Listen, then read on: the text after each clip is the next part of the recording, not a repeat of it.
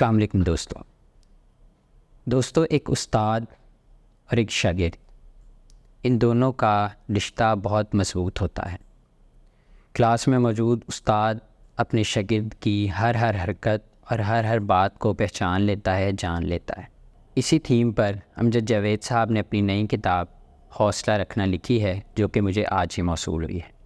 مصنف چونکہ ایک پرنسپل ہیں اور گزشتہ 28 سال سے شعبہ تدریس سے وابستہ ہیں، اس کتاب میں انہوں نے اپنے ان طلباء اور طالبات کے تجربات لکھے ہیں جو انہیں حقیقی زندگی میں پیش آئے ہیں، اور انہوں نے ان کی سٹرگل کو اور ان کی ہمت کو جو انہوں نے اپنی زندگی میں کی ہے، اپنی آنکھوں سے دیکھا ہے۔